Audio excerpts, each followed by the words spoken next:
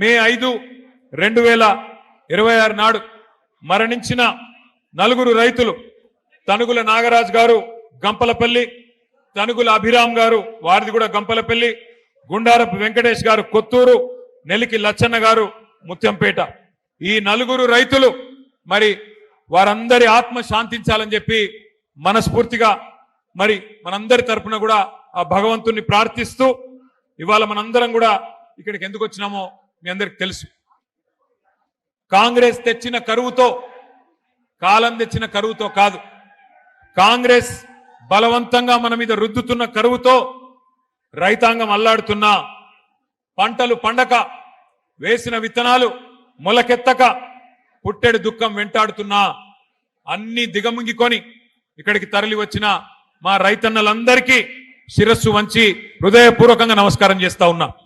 అట్లాగే మీ అందరికీ తెలుసు, మే 5, 2026 నాడు మంచిర్యాలలో జరిగింది రైతు సోదరులకు ఒక మహా విషాదం.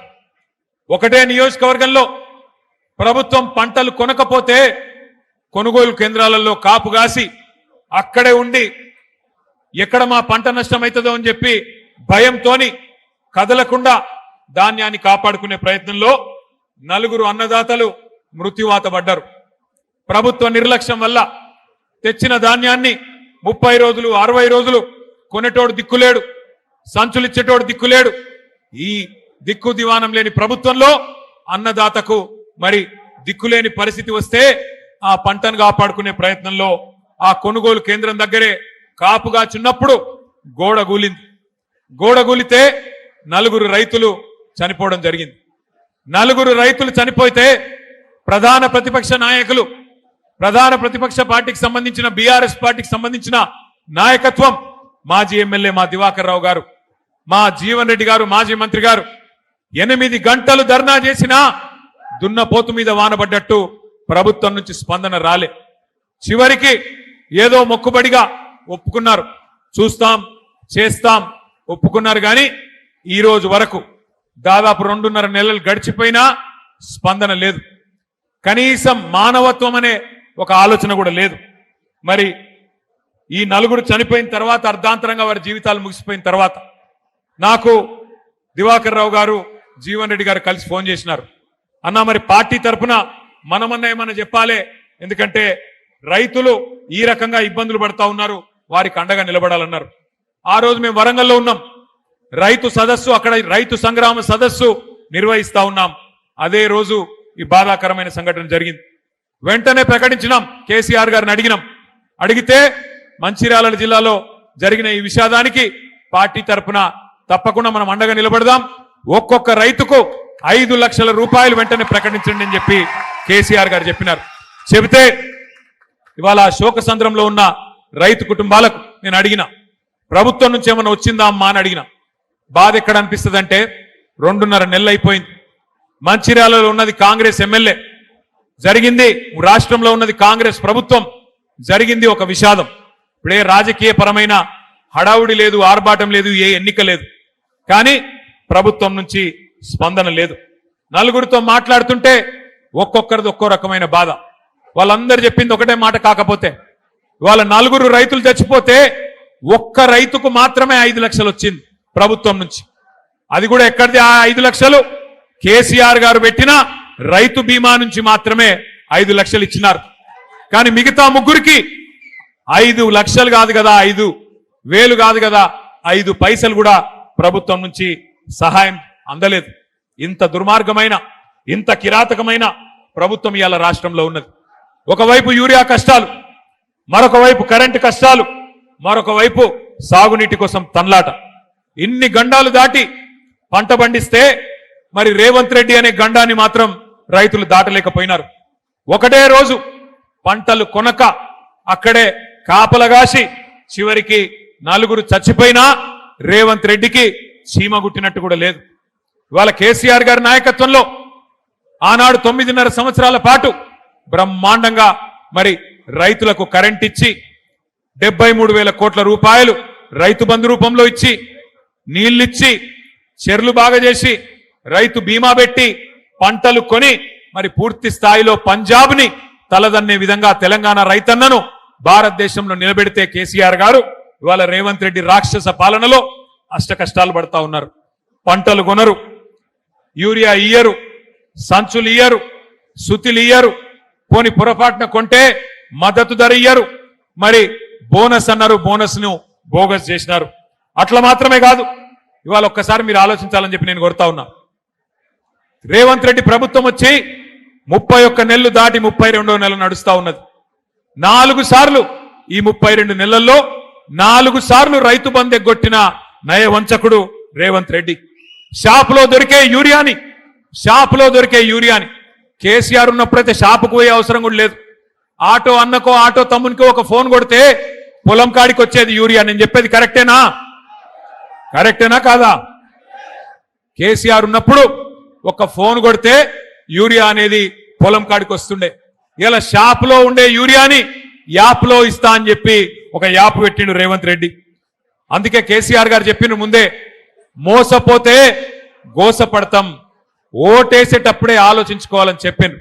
కానీ మంచిర్యాలలో మరి ఏ కారణమైతేనేమి మరి ఆ రోజు కాంగ్రెస్ వస్తే ఏమో జరుగుతుంది, ఏమో ఒరుగుతుంది అని మంచిర్యాల రైతన్నలు మరి కాంగ్రెస్ పార్టీకి ఓటేసిన పాపానికి ఇవాళ కాంగ్రెస్ రైతులను కాటేస్తున్నది. ఒక పాములాగా ఇవాళ సొంత పిల్లల్ని పాము ఎట్లయితే తింటదో అట్లా ప్రభుత్వాధినేతగా ఉన్న రేవంత్ రెడ్డి ఈ రాష్ట్రంలో రైతులకు చెప్పలేని కష్టాలు పెడుతున్నాడు.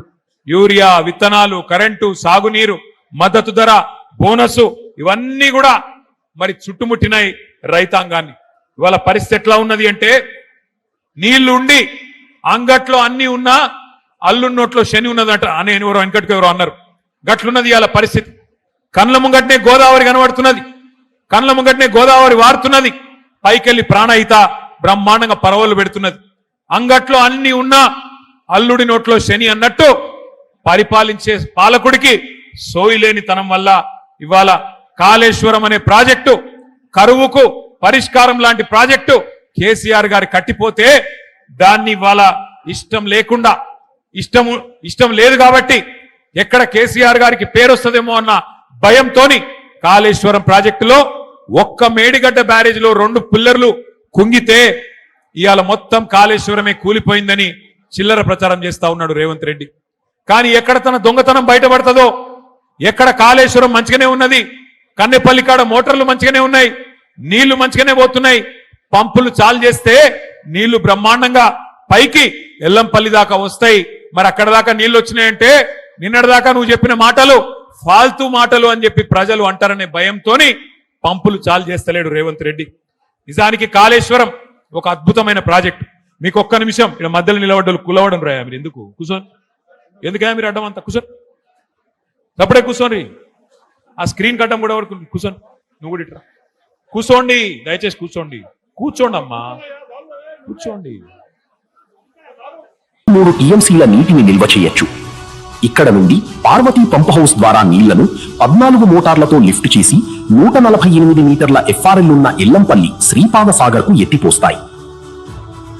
ఎల్లంపల్లి శ్రీపాద ప్రాజెక్టు నుంచి పంప్ హౌసులు, టన్నెల్స్ మరియు గ్రావిటీ కాలువల ద్వారా వివిధ రిజర్వాయర్లకు నీటిని తరలించి తెలంగాణ రైతాంగానికి సాగునీరు అందిస్తారు.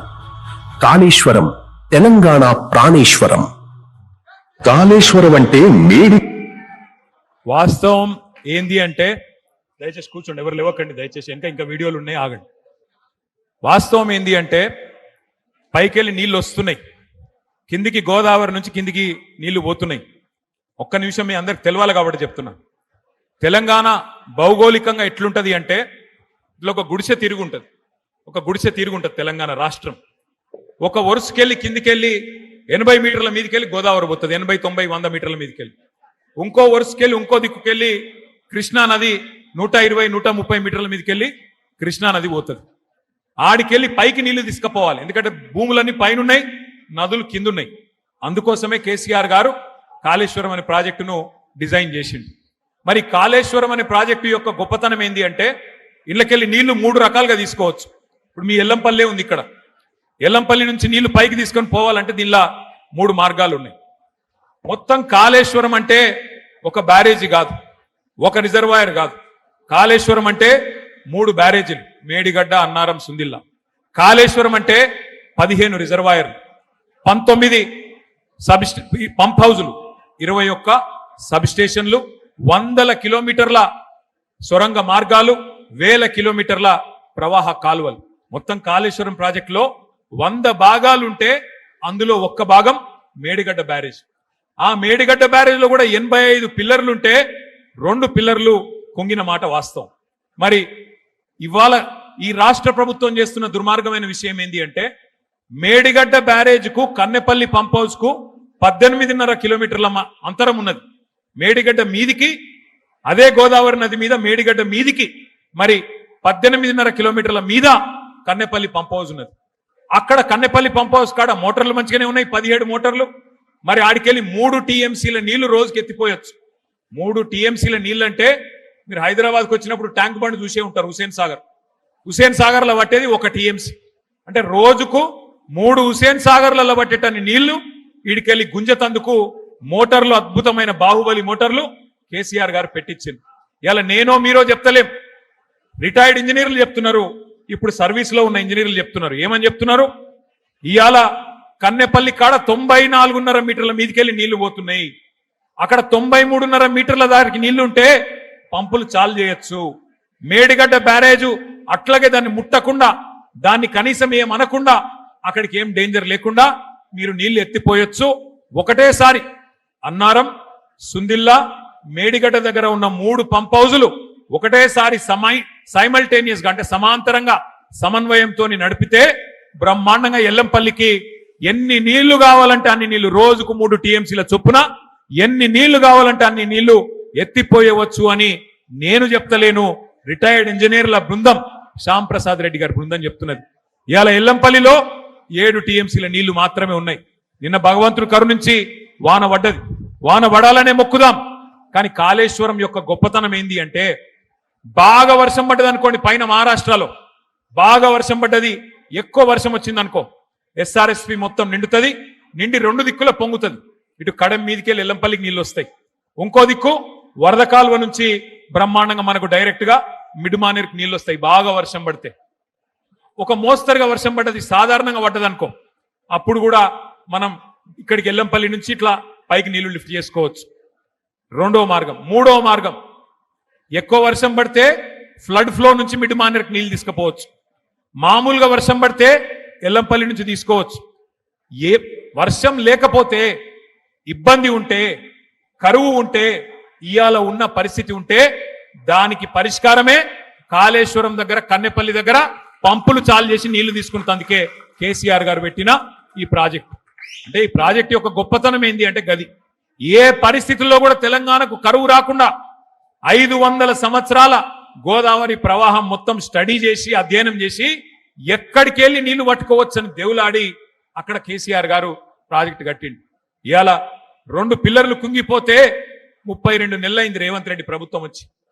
మరి మొన్న నేను ఒక రైతును చూసిన మాట్లాడంగా ఎంత అద్భుతంగా మాట్లాడిండు ఆయన అంటే, అవునయ్యా కేసీఆర్ కట్టిండు, చిన్న సమస్య వచ్చింది, ఏం నీకు సుతారావులు లేరా, మేస్త్రీలు లేరా, సిమెంట్ బస్తాలు లేవా, ఏం చేస్తున్నావు, ఎందుకు రిపేర్ చేయవు, ఎందుకు రైతుకు నీళ్ళు ఇయ్యవు అని చెప్పి ఒక రైతు నిలదీసిండు. నిజంగా చెప్పాలంటే ముఖ్యమంత్రి మాట్లాడే ఫాల్తూ మాట 1,00,000 కోట్లు కొట్టుకుపోయినాయి అంటాడు. వాస్తవం ఏంది? 2 పిల్లర్లు కుంగినాయి. ఆ బ్లాక్ ఒక్కటి రిపేర్ చేస్తే కూడా మొత్తం మేడిగడ్డ బరాజ్కైన ఖర్చే 4,000 కోట్లు. ఆ బ్లాక్ 7 ఏదైతే రిపేర్ చేయాలనో అదొక్కటి రిపేర్ చేయాలంటే ఒక 400 కోట్లు కావాలి. ఆ 400 కోట్లు కూడా మన ప్రభుత్వ పైసలు అవసరం లేదు. ఎల్ఎన్టీ అనే కంపెనీ మేమే కడతాం, మేమే పెడతాం, మీ పైసనే వద్దు అని ఉత్తరం రాస్తే కూడా ఈ మూర్ఖపు ముఖ్యమంత్రి ఎక్కడ మళ్ళా నేను ఇన్ని రోజులు చేసిన ప్రచారం, రాహుల్ గాంధీని తీసుకొచ్చి చూపెట్టిన సినిమా నేను దొంగనని మళ్ళా దొరికిపోతా అని చెప్పి ఆ ఎల్ఎన్టీ కంపెనీని కూడా బెదిరించి చెలగొట్టిండు తప్ప 32 నెలలే దాన్ని ముడతలేడు. ఇవాళ ఎందుకు వచ్చింది? కాంగ్రెస్ తెచ్చిన కరువు అని నేను ఎందుకంటున్నా, గోదావరిలో నీళ్లుండి ఎల్లంపల్లికి నీళ్లు దాసుకురాలని, నీళ్లు ఎత్తిపోయలేని అసమర్థ ప్రభుత్వం, కావాలని నీళ్లు ఎత్తకుండా ఇలా రైతులను సతాయిస్తున్న మూర్ఖపు ప్రభుత్వం ఉన్నది. కాబట్టే ఇది కాలం తెచ్చిన కరువు కాదు, కాంగ్రెస్ తెచ్చిన కరువు అని చెప్పి నేను అంటా ఉన్నా. అర్థం చేసుకోమని చెప్పి నేను కొడతా ఉన్నా. నీళ్లు లేవంటాడు మొదలు, కన్నెపల్లి దగ్గర నీళ్ళు ఎక్కడున్నాయి అంటే మేము అందరం పోయినాం. నేను, ప్రశాంత్ రెడ్డి గారు, జీవన్ రెడ్డి గారు, మా ఈశ్వరన్న, మొత్తం అందరం ఎమ్మెల్యేలు, కోవ లక్ష్మక్క అందరం కలిసి, మా జోగు రామన్న అందరం కలిసి పోయినాం. పోయి చూపెట్టినాం, నీళ్లు లేవా, ఇక్కడ కనబడతలేవా, రోజుకు 9 టీఎంసీల నీళ్లు కిందికి పోతా ఉన్నాయి, రోజుకు 3 ఎత్తిపోయొచ్చు పైకి, ఎందుకు ఎత్తుతలేవు, కింద మీ గురువు గారు చంద్రబాబు ఎత్తుతుండు కదా, నీకేం పుట్టింది రోగం అంటే లేదు, ఉలుకు లేదు. ఒక రోజేమో నీళ్లు లేవు అంటాడు, రెండో రోజేమో ఇంకో కథ పెట్టిండు, వాడెవడో చెప్పిండు ఎన్డీఎస్సీ అని చెప్పిండు, వాడు చెప్పిండు నేను ఎత్తిపోయా అంటాడు. నేను అది కూడా అడిగిన, ఇప్పుడు ఎన్డీఎస్సీ ఎక్కడన్నా చెప్పిందా కన్నెపల్లి కాడ నీళ్లు తీసుకోవద్దని చెప్పిందా? పైన అన్నారం మంచిగానే ఉంది, సుందిల్ల మంచిగానే ఉంది, నీ ప్రభుత్వం వచ్చినాకనే అక్కడ గ్రౌటింగ్ వర్క్ కూడా చేసిండ్రు, 2 బ్యారేజీలు మంచిగానే ఉన్నాయని ఇంజనీర్లు చెప్తున్నారు. ఏం రోగం అయ్యా నీకు, కిందికి గలగలా గోదావరి ఏపీకి తరలిపోతున్నది, అక్కడ పట్టిసీమ లిఫ్ట్ నడుస్తూనే ఉన్నది, నీకేం రోగం అయ్యా రేవంత్ రెడ్డి అంటే మళ్ళా ఇంకేదో పిచ్చి మాటలు మాట్లాడతాడు. మీరు చూస్తున్నారు ఏం మాట్లాడుతుండో. ఎట్లనయ్యా ముఖ్యమంత్రి గారు, మరి నీళ్ల సంగతి ఏంది, కరువు వచ్చింది కదా అంటే రక్తం రక్తం రక్తం జల్లుండ్రి బీఆర్ఎస్ వాళ్ళది, చల్లితే పంటలు వండుతాయి అని మాట్లాడిండు. మా ప్రశాంత్ రెడ్డి అన్నకు తిక్క ఉట్టింది, నిజంగా రక్తం జల్లమంటావా నా కొడక అని చెప్పి, ఇగో తీసుకోరా పోయి రక్తం అని చెప్పి రక్తం కూడా ఇచ్చిండు. రక్తం ఇచ్చి ఇగో తీసుకొని మాకు పొలాలకు నీళ్ళు, రైతులకైతే నీళ్ళు అని చెప్పి మన నాయకులు బయలుదేరితే ఇక ముఖ్యమంత్రికి ఫ్రస్ట్రేషన్ పెరిగిపోయింది. ఆయనకు తెలిసినవి 2 ఓట్లు తిట్లు.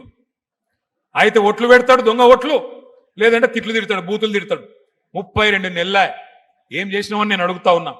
కేసీఆర్ గారు 10 ఏళ్ల పాటు బ్రహ్మాండంగా నీళ్ళు ఇచ్చిండు. నేను అడుగుతున్నా, ఏమైనా మాట్లాడితే ఒకటే చిల్లర మాట మాట్లాడతాడు. ఏమంటాడు, ఏ జాతి నీది ఏం జాతి? నేను చెప్తున్నా రేవంత్ రెడ్డి, ఏ జాతో కూడా నీకు చెప్పాల్సిన టైం వచ్చింది. ఉద్యమ టైంలో ఉద్యమకారుల మీదికి తుపాకీ ఎక్కుబెట్టిన పోరంబోకు జాతి అయితే మాది కాదు. ఉద్యమకారుల మీదికి తుపాకీ తీసుకొని వచ్చిన పోరంబోకు జాతి అయితే మాది కాదు. వలస పాలకుల సంక నాకుతూ సమైక్యవాదుల సంచులు మోసిన దగుల్బాజీ జాతి మాది కాదు. తెలంగాణ తొలి ప్రభుత్వాన్ని 50 లక్షల రూపాయలతో ఒక ఎమ్మెల్యేను కొనుగోలు చేసి దొరికిపోయిన లుచ్చా జాతి అయితే మాది కాదు. తెలంగాణ సాగునీటి ప్రాజెక్టుల మీద 100ల కొద్ది కేసులు వేసి ఆపాలని చూసిన దివానగాళ్ల బ్యాచ్ అయితే మాది కాదు.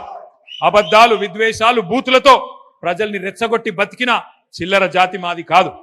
ప్రాజెక్టులను బాంబులతో పేల్చేసే అధమ జాతి మాది కాదు.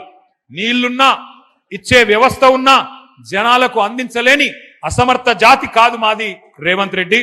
ఉద్యోగాలు అడిగితే ఎండ్రిన్ దాగుమని, బాయిల దుంకుమని, నీళ్లు అడిగితే రక్తం జల్లుకొమ్మని రాక్షస జాతి మాటలు మాట్లాడే జాతి మాది కాదు. అన్ని బాగు చేసి అప్పజెప్పినా ప్రజారంజకంగా పరిపాలించకుండా వానికి వీనికి మూటలు మోసి జనాలను హింసించే రాక్షస నికృష్ట జాతి మాది కాదు. తెలంగాణలో ఉన్నాయి 2 జాతులు. ఒకటి తెలంగాణను ప్రేమించే జాతి, రెండోది రాష్ట్రానికి ద్రోహం చేసే జాతి. ఎవడిది ఏ జాతో తెలంగాణ ప్రజలకు బాగా తెలుసు. ఎవరు తెలంగాణ తెచ్చిండ్రో, ఎవరు తెలంగాణను ఇవాళ వంచిస్తున్నాడో, ఎవడు తెలంగాణకు అన్యాయం చేస్తున్నాడో అందరికీ తెలుసు. నేను ఒక్క మాట దయచేసి మీరు ఆలోచించాలని చెప్పి నేను కోరుతా ఉన్నా. ఈయనకు బుద్ధి వస్తలేదు రేవంత్ రెడ్డికి. ఇవాళ రైతులు చచ్చిపోయినా మంచిర్యాల జిల్లాలో సోయి లేదు. రైతులు రోడ్లెక్కి ధర్నా చేసినా పంటలు కొనుమని బుద్ధి లేదు. ఆయనకు తెలివి రాదు. అట్లాగే ఇవాళ చివరికి సూర్యాపేట జిల్లాలో గిరిజన రైతులు రక్తం జల్లిండ్రు పోయి. రేవంత్ రెడ్డి చెప్తుండు కదా, పంట పొలాల మీద రక్తం జల్లుమంటుండు కదా, మేము రక్తం జల్లుతామని. రక్తం జల్లితే కూడా ఈ ముఖ్యమంత్రి మనసు కరుగుతలేదు. అట్లాంటి పరిస్థితి ఇవాళ రాష్ట్రంలో ఉన్నది. 4 సార్లు రైతు బంధే కొట్టిండి, ఇప్పటికి 4 సార్లు. ఒక్కసారి దయచేసి నేను మీకు గుర్తు చేయదలుచుకున్నా. ఆ రోజు ఏం చెప్పిండు రాహుల్ గాంధీ అంటే, ఆయన వచ్చిండు వరంగల్కు, వచ్చి ఏం డైలాగులు కొట్టిండు, మా కాంగ్రెస్ గుద్దుండ్రి మంచిర్యాలలో, మీకు ఇది చేస్తాం అది చేస్తాం అని రైతులకు ఏమేమి కళ్ళబొల్లి కబుర్లు చెప్పిండో ఒక్కసారి మీరు చూడాలని చెప్పి కొడతా ఉన్నా. ఆ వీడియో ప్లే చేయాలని చెప్పి మన వాళ్ళని కొడతా ఉన్నా.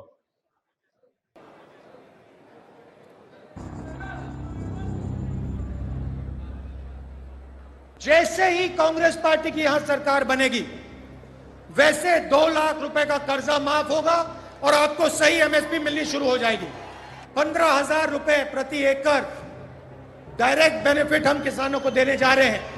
ये सिर्फ एक डिक्लेरेशन नहीं है, ये किसानों के लिए कांग्रेस पार्टी की गारंटी है। ये खोखले शब्द नहीं है। पैडी को हम 2,500 रुपए में खरीदेंगे। పండించిన వరి పంటకి కనీస మద్దతు ధర అదనంగా బోనస్ ప్రకటించి 2,500 రూపాయల వరకు క్వింటల్ కి వరి ధాన్య కొనుగోలు చేస్తాం. కాంగ్రెస్ పార్టీ అధికారంలోకి వచ్చిన తక్షణమే రైతులకు ఏకకాలంలో 2 లక్షల రుణమాఫీ చేస్తాం. రెండవ డిక్లరేషన్ ఇందిరమ్మ రైతు భరోసా పథకం తెచ్చి భూమి కలిగిన రైతులకు, కౌలు రైతులకు ప్రతి ఎకరాకు ఏడాదికి 15,000 రూపాయల పెట్టుబడి సాయం అందిస్తాం. ఉపాధి హామీలో నమోదు చేసుకున్న భూమి లేని రైతు కూలీలకు ప్రతి ఏడాది 12,000 రూపాయల ఆర్థిక సహాయాన్ని అందిస్తాం. రైతులు పండించిన పంటలకు ఉదాహరణ వరి, పత్తి, మిర్చి, చెరుకు, పసుపు ఇలా అన్ని పంటలకు మెరుగైన గిట్టుబాటు ధర ఇచ్చి చివరి గింజ వరకు కాంగ్రెస్ పార్టీ కొనుగోలు చేస్తుంది. చెప్పినాయి రైతు డిక్లరేషన్ కాదు రైతు డిక్లరేషన్ ఒకటి కాదు, 2 కాదు, 34 హామీలు ఇచ్చిండ్రు. నేను అడుగుతా, మీరు చెప్పాలి దయచేసి. నేను అడుగుతా, మీరు చెప్పండి. రైతు బంధు 15,000 పెంచుతామన్నారు, ఇచ్చిండ్రా? ఇచ్చిరా లేదా? కొద్దిగా గట్టిగా చెప్పాలి. ఇచ్చిండ్రా లేదా? 2 లక్షల రుణం మాఫీ చేస్తా అన్నాడు, చేసిండా? కౌలు రైతులకు రైతు బంధు ఇస్తా అన్నాడు, ఇచ్చిండా? రైతు కూలీలకు రైతు భరోసా ఇస్తాడు, ఆత్మీయ భరోసా ఇచ్చిండా? పత్తి, వరి, మిర్చి అన్నిటికీ బోనస్ ఇస్తా అన్నాడు, ఇచ్చిండా? చివరి గింజ దాకా కొంటా అన్నాడు, ఇచ్చిండా? కొంటుండా?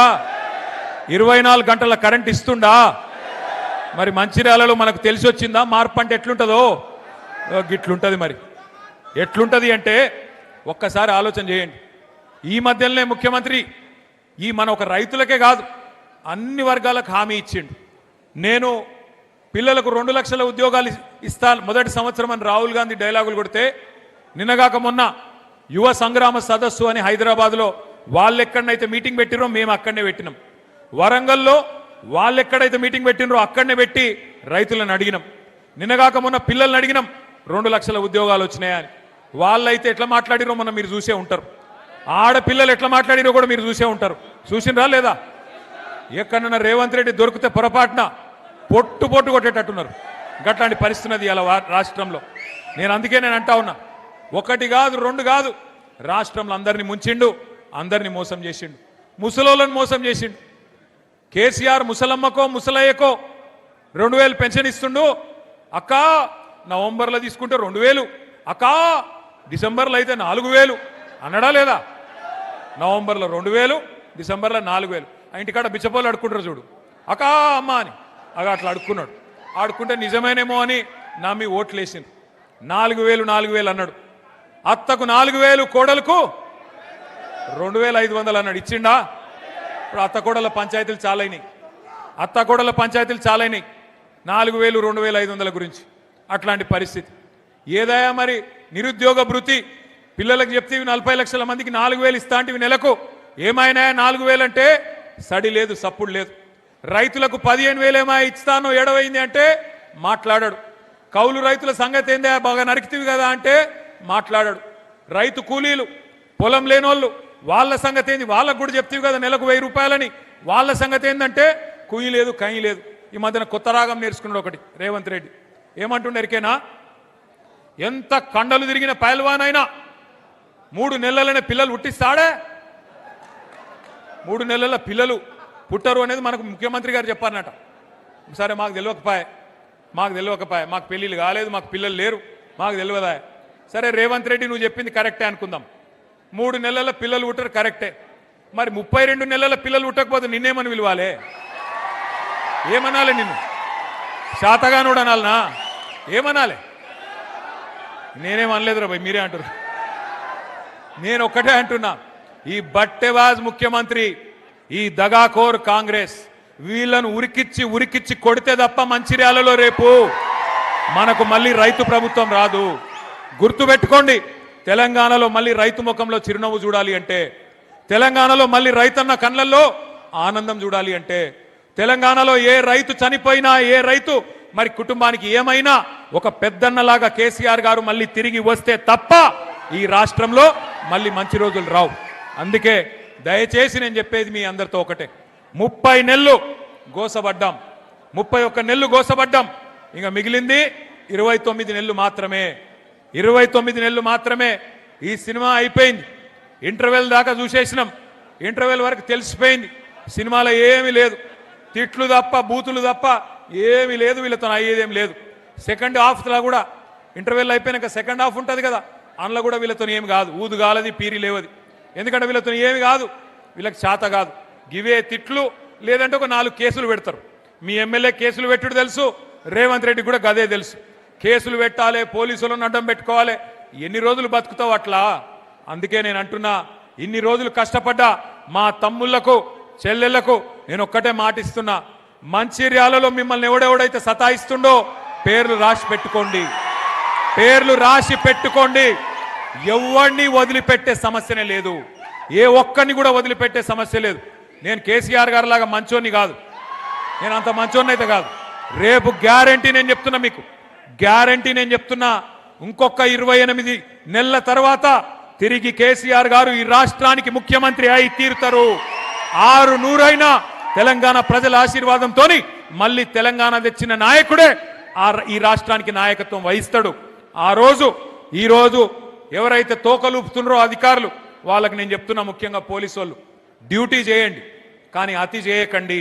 ఎవరెవరు అతి చేస్తుండ్రో గుర్తు పెట్టుకుంటాం, మిత్తితో సహా. నువ్వు రిటైర్ అయిపోయినా మిత్తితో సహా తీసుకొచ్చే బాధ్యత నాది, మిత్తితో సహా తిరిగిచ్చే బాధ్యత నాది. ఒకవేళ మేము రిటైర్ అయిపోతున్నాం లేదా మేము పారిపోతామంటే 7 సముద్రాల అవతల దాక్కున్నా గుంజుకొచ్చి ప్రజల ముంగట నిలబెట్టే బాధ్యత నాది. దయచేసి నేను కోరుతా ఉన్నా, ఈ దుర్మార్గ రాక్షస ప్రభుత్వానికి అండగా నిలబడకండి, కరెక్ట్ కాదు. ఇవాళ ఉండే ఎమ్మెల్యే ఇవాళ ఉంటాడు, రేపు పోతాడు, కానీ ప్రజలు ఇక్కడనే ఉంటారు, రైతులు ఇక్కడనే ఉంటారు, మా తమ్ముళ్ళు ఇక్కడనే ఉంటారు. పోరాటం ఒడిచిపోదు. ఢిల్లీలో చూస్తున్నారు మీరు, ఎవరు పిలిచిండ్రు ఆ పిల్లల్ని?